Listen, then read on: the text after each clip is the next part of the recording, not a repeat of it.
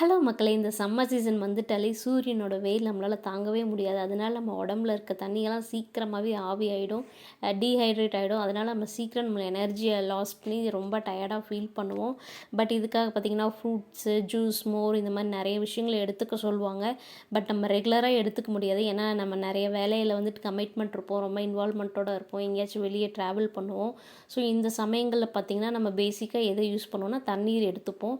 அந்த தண்ணீர் பார்த்திங்கன்னா இந்த வெயிலோட ஹீட்னால ரொம்ப சூடாக தான் இருக்கும். பார்த்திங்கன்னா பாட்டில்ஸில் இருக்கிறதாட்டும் இல்லை குடத்துல இருக்கிறதாட்டும் ரொம்ப ஹீட்டாக தான் இருக்கும். இதை தாண்டி பார்த்திங்கன்னா நிறைய பேர் ஃப்ரிட்ஜ் வாட்டர் யூஸ் பண்ணுவாங்க. அந்த ஐஸ் வாட்டர் வந்து உடம்புக்கு ரொம்பவே கேடுன்னு சொல்லி டாக்டர்ஸ் நிறைய பேர் அட்வைஸ் சொல்லுவாங்க.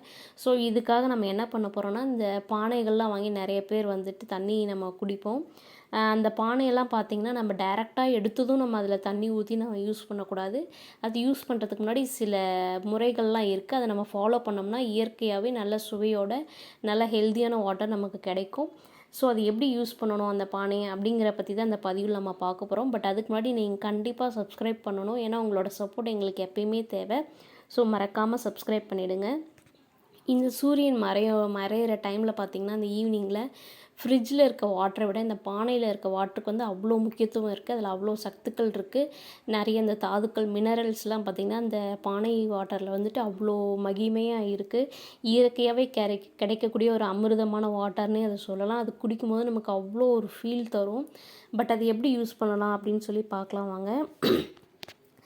இப்போ அந்த பானையை வாங்கின உடனே நம்ம தண்ணியை நிரப்ப வேண்டாம். ஏன்னா அந்த பானை தயாரிக்கும் போதே பார்த்திங்கன்னா அதில் ஏர் பபிள்ஸ் இருக்கும். இந்த காற்று குமிழ்கள், அதாவது இன்விசிபிளாக இருக்கும், கண்ணுக்கு தெரியாது. அது இல்லாமல் சிறிய விரிசல்கள் கூட அதில் இருக்கும். ஸோ அதை நம்ம ஃபஸ்ட்டு வந்து ரெடி பண்ணணும். அது எப்படி பண்ணணும்னு பார்த்திங்கன்னா, ஒரு பெரிய தொட்டி அல்லது வாளி அதில் பார்த்திங்கன்னா இந்த பானை நிரப்புற அளவு, அது மூழ்கிற அளவு அதில் விட்டுறணும். கிட்டத்தட்ட 6 to 8 மணி நேரம் அதில் வந்து மூழ்க விட்டுட்டோம்னா அது ஆட்டோமேட்டிக்காக அந்த சின்ன சின்ன துளைகள்லாம் இருக்குது பார்த்திங்களா, அது ஆட்டோமேட்டிக்காக வந்துட்டு அதை வந்து ரெடி பண்ணிவிடும். ஸோ தண்ணீர் கசிவு வந்து அது தடுத்துரும். அது வந்து கம்ப்ளீட்டாக வந்துட்டு க்ளோஸ் ஆகிடும்.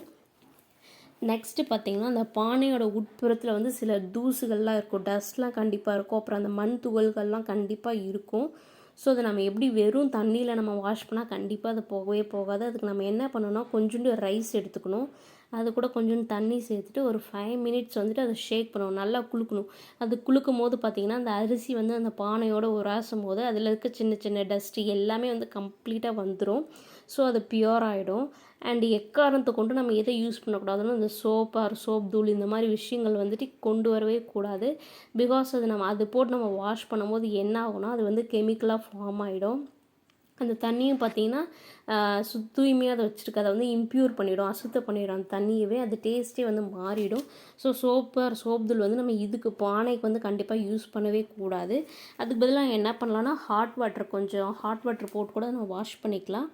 அது இல்லாமல் இந்த புதுசாக நம்ம கம்ப்ளீட்டாக க்ளீன் பண்ண பின்னாடி தண்ணியை நம்ம ஊற்றினாலும் அந்த மண் வாசனை வந்து நம்ம ஹெவியாக அடிக்கும் ஸ்டார்டிங்கில். ஸோ அதை நம்ம எப்படி ரெடி பண்ணலாம் அப்படின்னு பார்த்திங்கன்னா, தண்ணி ப்ளஸ் கொஞ்சோண்டு மஞ்சள், அப்புறம் ஒரு 2 ஸ்பூன் வந்துட்டு வெந்தயம் நம்ம போட்டு ஒரு கிட்டத்தட்ட 3 to 4 மணி நேரம் நம்ம ஊற வச்சிட்டோம்னா அதிலே இருந்துச்சுன்னா அந்த மண் வாசனை வந்து கம்ப்ளீட்டாக போயிடும்.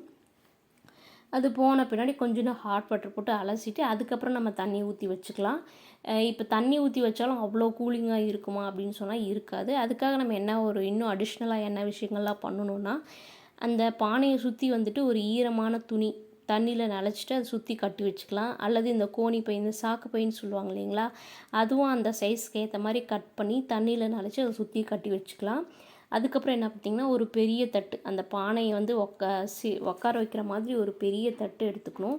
அதில் வந்து மணலை நிரப்பிட்டு, கரெக்டாக சரிசமமாக மணலை நிரப்பிட்டு அதில் தண்ணி தெளித்து விட்டுருக்கணும், ஈரமாக இருக்கிற மாதிரி. ஸோ இதுக்கு மேலே அந்த கவர்டு துணியோடு அந்த பாட் நம்ம வைக்கும் போது, அதில் தண்ணி ஊற்றி வைக்கும் போது தண்ணி பார்த்திங்கன்னா ஃப்ரிட்ஜில் இருக்கிற மாதிரி அப்படி அந்த சில்னஸ் வந்து அது கண்டிப்பாக கொடுக்கும். அந்த சில்னஸோட கூடவே பார்த்திங்கன்னா டேஸ்ட் வந்து அவ்வளோ அமிர்த மாதிரி அவ்வளோ சூப்பராக இருக்கும், குடிக்கவே பயங்கரமாக இருக்கும். ப்ளஸ் அது நிறைய மினரல் சத்தும் வந்து ஆட் ஆகிருக்கும். ஸோ உடம்புக்கும் பார்த்திங்கன்னா ரொம்ப ஹெல்த்தி. இந்த சம்மர் சீசனில் கண்டிப்பாக அதை நம்ம எல்லாருமே ஃபாலோ பண்ணலாம். எல்லாருக்குமே ரொம்ப ஹெல்த்தியாக அது ஃபீல் ஆகும், அவ்வளோ அருமையாக இருக்கும். கண்டிப்பாக ட்ரை பண்ணுங்கள். அண்ட் இந்த வீடியோ பிடிச்சிருந்தா கண்டிப்பாக ஒரு லைக் பண்ணிடுங்க. தேங்க்யூ.